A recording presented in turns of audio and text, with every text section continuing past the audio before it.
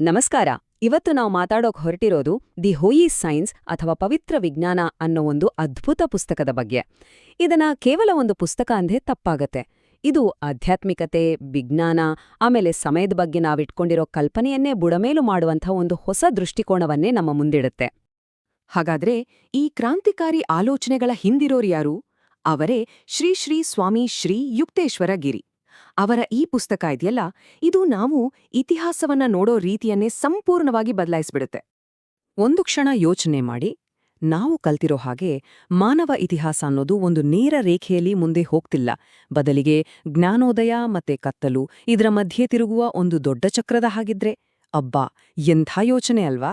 ಇದೇ ಪ್ರಶ್ನೆ ತಾನೇ ಇವತ್ತಿನ ನಮ್ಮ ಈ ವಿಶ್ಲೇಷಣೆಯ ಕೇಂದ್ರಬಿಂದು.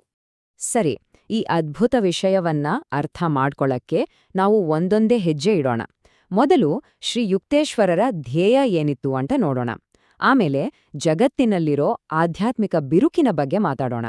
ನಂತರ ಬ್ರಹ್ಮಾಂಡದ ಒಂದು ಗಡಿಯಾರ ಅಂದ್ರೆ ಯುಗಚಕ್ರದ ಬಗ್ಗೆ ತಿಳಿದುಕೊಳ್ಳೋಣ.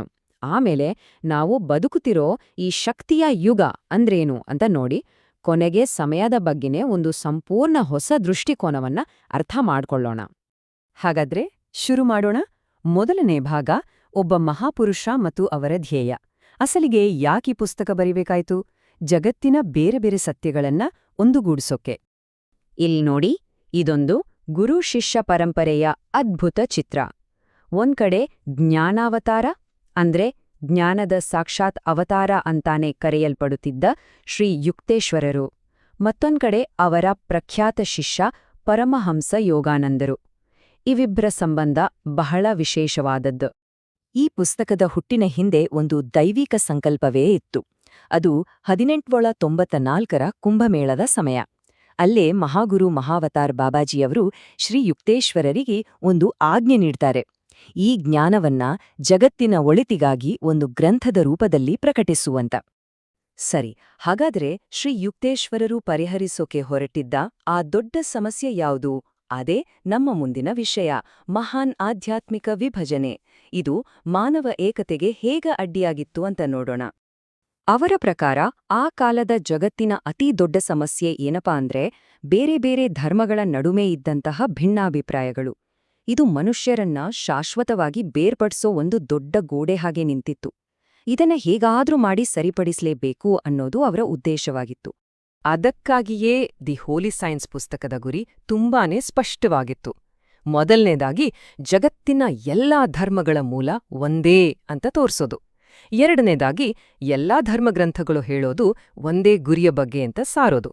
ಮತ್ತು ಕೊನೆಯದಾಗಿ ಪೂರ್ವದ ಜ್ಞಾನ ಮತ್ತು ಪಶ್ಚಿಮದ ವಿಜ್ಞಾನ ಇವೆರಡನ್ನೂ ಒಟ್ಟಿಗೆ ತರೋದು.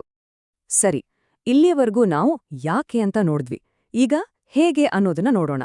ಪುಸ್ತಕದ ವಿಜ್ಞಾನ ಭಾಗಕ್ಕೆ ಬರೋಣ. ಅದೇ ಯುಗಗಳ ಒಂದು ಬ್ರಹ್ಮಾಂಡದ ಗಡಿಯಾರ. ಇದು ನಮ್ಮೆಲ್ಲರ ಪ್ರಜ್ಞೆಯನ್ನೇ ನಿಯಂತ್ರಿಸುವ ಒಂದು ಕಾಸ್ಮಿಕ್ ಸೈಕಲ್ನ ಸಿದ್ಧಾಂತ. 24,000 ವರ್ಷಗಳು. ಹೌದು, ಶ್ರೀ ಯುಕ್ತೇಶ್ವರರ ಪ್ರಕಾರ ಒಂದು ಪೂರ್ತಿ ಯುಗಚಕ್ರ ಮುಗಿಯೋಕೆ ಇಷ್ಟು ಸಮಯ ಬೇಕು. ಯಾಕೆ ಅಂದ್ರೆ ನಮ್ಮ ಸೂರ್ಯ ತನ್ನ ಜೊತೆಗಾರ ನಕ್ಷತ್ರದ ಜೊತೆ ಸೇರಿ ಬ್ರಹ್ಮಾಂಡದ ಒಂದು ಮಹಾಕೇಂದ್ರ ಅಂತ ಇದೆಯಲ್ಲ, ಅದರ ಹತ್ತಿರ ಹೋಗಿ ಮತ್ತೆ ದೂರ ಬರೋಕೆ ಇಷ್ಟು ಸಮಯ ತಗೊಳ್ಳುತ್ತೆ. ಈ 24,000 ವರ್ಷದ ಸೈಕಲ್ನಲ್ಲಿ 12,000 ವರ್ಷದ ಒಂದು ಅರ್ಧ ಭಾಗವನ್ನ ದೈವಯುಗ ಅಂತ ಕರೀತಾರೆ. ಇದರಲ್ಲಿ 2 ಭಾಗಗಳು.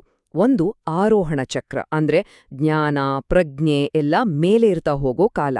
ಇನ್ನೊಂದು ಅವರೋಹಣ ಚಕ್ರ, ಅಂದ್ರೆ ಎಲ್ಲವೂ ನಿಧಾನವಾಗಿ ಕೆಳಗಿಳಿಯೋ ಕಾಲ. ಈ ಚಿತ್ರವನ್ನೊಮ್ಮೆ ನೋಡಿ.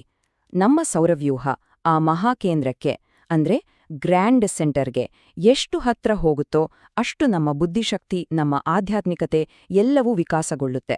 ಅದೇ ರೀತಿ ಅದರಿಂದ ಎಷ್ಟು ದೂರ ಹೋಗುತ್ತೋ ಅಷ್ಟು ಅದು ಕುಗ್ಗುತ್ತಾ ಹೋಗುತ್ತೆ. ಸಿಂಪಲ್ ಅಲ್ವಾ? ಸರಿ, ಈ 12,000 ವರ್ಷಗಳ ಆರೋಹಣ ಅಥವಾ ಅವರೋಹಣ ಚಕ್ರದಲ್ಲಿ 4 ಯುಗಗಳು ಬರುತ್ತೆ. ಮೊದಲನೆಯದು 4,800 ವರ್ಷಗಳ ಸತ್ಯಯುಗ. ಇದು ಅತ್ಯುನ್ನತ ಪ್ರಜ್ಞೆಯ ಕಾಲ. ಆಮೇಲೆ 3,600 ವರ್ಷಗಳ ತ್ರೇತಾಯುಗ. ಅದಾದ ಮೇಲೆ 2,400 ವರ್ಷಗಳ ದ್ವಾಪರಯುಗ. ಕೊನೆಯದಾಗಿ 1,200 ವರ್ಷಗಳ ಕಲಿಯುಗ. ಈ ಕಲಿಯುಗದಲ್ಲಿ ಮನುಷ್ಯನ ತಿಳುವಳಿಕೆ ಕೇವಲ ಕಣ್ಣಿಗೆ ಕಾಣೋ ಈ ಭೌತಿಕ ಜಗತ್ತಿಗೆ ಮಾತ್ರ ಸೀಮಿತವಾಗಿಬಿಡುತ್ತೆ.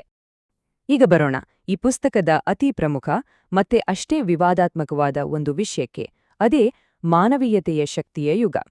ಇದು ನಾವು ಇತಿಹಾಸದಲ್ಲಿ ಎಲ್ಲಿದ್ದೀವಿ ಅನ್ನೋದನ್ನೇ ಪುನಃ ಲೆಕ್ಕ ಹಾಕುವ ಒಂದು ಪ್ರಯತ್ನ.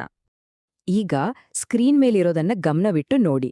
ಎಡಗಡೆ ನಮ್ಮ ಸಾಮಾನ್ಯ ಪಂಚಾಂಗದ ಪ್ರಕಾರ ನಾವು 43,32,000 ವರ್ಷಗಳ ಕಲಿಯುಗದ ಆರಂಭದಲ್ಲಿದ್ದೀವಿ ಅಂತ ಹೇಳುತ್ತೆ. ಅಂದ್ರೆ ಇನ್ನೂ 42,27,000 ವರ್ಷಗಳ ಕತ್ತಲು ಬಾಕಿ ಇದೆ. ಆದರೆ ಬಲ್ಗಡೆ ನೋಡಿ, ಶ್ರೀ ಯುಕ್ತೇಶ್ವರರ ಲೆಕ್ಕಾಚಾರವೇ ಬೇರೆ. ಅವರ ಪ್ರಕಾರ ನಿಜವಾದ ಕಲಿಯುಗ ಕೇವಲ 1200 ವರ್ಷ.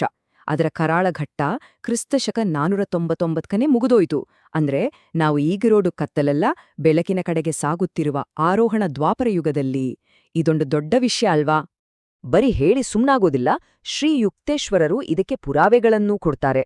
ಅವರ ಪ್ರಕಾರ ಯುಗಚಕ್ರದ ಅತ್ಯಂತ ಕೆಳಮಟ್ಟದ ಪಾಯಿಂಟ್ ಅಂದ್ರೆ ಕಲಿಯುಗದ ಪೀಕ್ ಕ್ರಿಸ್ತಶಕ 499ರಲ್ಲಿ ಇತ್ತು. ಅಲ್ಲಿಂದ ಶುರುವಾಗಿದ್ದೇ ಆರೋಹಣ. ನೋಡಿ, ಸುಮಾರು 1600ರಲ್ಲಿ ಗಿಲ್ಬರ್ಗ್ ಕಾಂತೀಯ ಶಕ್ತಿ ಕಂಡುಹಿಡಿದ. 1700 ಹೊತ್ತಿಗೆ ನ್ಯೂಟನ್ ಗುರುತ್ವಾಕರ್ಷಣೆ ಬಗ್ಗೆ ಹೇಳಿದ. ಹಬೆಯಂತ್ರ ಬಂತು. ಇದೆಲ್ಲ ಏನನ್ನ ಸೂಚಿಸುತ್ತೆ?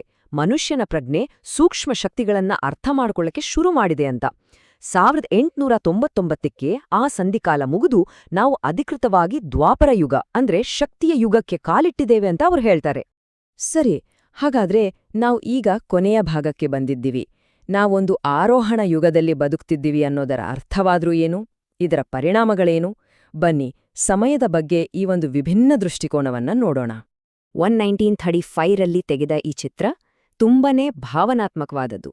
ಇಲ್ಲಿ ತಮ್ಮ ಕಾರ್ಯ ಮುಗಿತು ಅಂತ ಅರಿತ ಶ್ರೀ ಯುಕ್ತೇಶ್ವರರು ಈ ಮಹಾನ್ ಜ್ಞಾನದ ಜವಾಬ್ದಾರಿಯನ್ನ ತಮ್ಮ ಪ್ರೀತಿಯ ಶಿಷ್ಯ ಪರಮಹಂಸ ಯೋಗಾನಂದರ ಹೆಗಲಿಗೆ ವರ್ಗಾಯಿಸ್ತಿದ್ದಾರೆ. ಆ ಸಮಯದಲ್ಲಿ ಅವರು ಯೋಗಾನಂದರಿಗೆ ಹೇಳಿದ ಮಾತುಗಳು ಇವು: ಭೂಮಿಯ ಮೇಲೆ ನನ್ನ ಕಾರ್ಯ ಮುಗಿದಿದೆ, ನೀನು ಇದನ್ನ ಮುಂದುವರಿಸಬೇಕು, ನಾನು ಎಲ್ಲವನ್ನೂ ನಿನ್ನ ಕೈಗೆ ಬಿಡುತ್ತಿದ್ದೇನೆ. ಈ ಮಾತುಗಳಲ್ಲಿ ಆ ಧ್ಯೇಯದ ಮಹತ್ವ ಎಷ್ಟಿದೆ ಅಂತ ಗೊತ್ತಾಗತ್ತೆ. ಈ ಲೆಕ್ಕಾಚಾರವನ್ನ ಇನ್ನಷ್ಟು ಸ್ಪಷ್ಟಪಡಿಸಬೇಕು ಅಂದ್ರೆ 1894ರಲ್ಲಿ ಈ ಪುಸ್ತಕವನ್ನ ಬರೆದಾಗ ಜಗತ್ತು ಆರೋಹಣ ದ್ವಾಪರ ಯುಗದ 194ನೇ ವರ್ಷದಲ್ಲಿತ್ತು.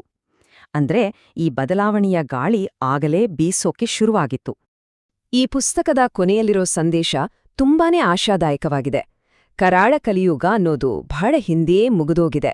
ಹಾಗಾಗಿ ಈಗ ಜಗತ್ತು ಆಧ್ಯಾತ್ಮಿಕ ಜ್ಞಾನಕ್ಕಾಗಿ ಹುಡುಕಾಟ ನಡೆಸ್ತಿದೆ ಮತ್ತು ಮನುಷ್ಯರಿಗೆ ಒಬ್ರಿಗೊಬ್ರ ಪ್ರೀತಿ ಮತ್ತು ಸಹಾಯದ ಅವಶ್ಯಕತೆ ಹಿಂದೆಂದಿಗಿಂತಲೂ ಹೆಚ್ಚಾಗಿದೆ. ಈ ಮಾತುಗಳು ಇವತ್ತಿನ ಜಗತ್ತಿಗೆ ಎಷ್ಟು ಸರಿ ಹೊಂದುತ್ತೆ ಅಲ್ವಾ? ಹಾಗಾದ್ರೆ ಯೋಚನೆ ಮಾಡಿ, ನಾವು ನಿಜವಾಗಿಯೂ ಒಂದು ಕರಾಳ ಯುಗದಿಂದ ಹೊರಬಂದು ಜ್ಞಾನದ ಮತ್ತು ಶಕ್ತಿಯ ಆರೋಹಣ ಯುಗದಲ್ಲಿದ್ರೆ ನಮ್ಮ ಭವಿಷ್ಯಕ್ಕೆ ಇದರ ಅರ್ಥವೇನು? ನಮ್ಮ ಸಾಧ್ಯತೆಗಳೇನು? ಈ ಒಂದು ದೊಡ್ಡ ಪ್ರಶ್ನೆಯ ಜೊತೆ ಇವತ್ತಿನ ಈ ವಿಶ್ಲೇಷಣೆಯನ್ನ ಮುಗಿಸೋಣ.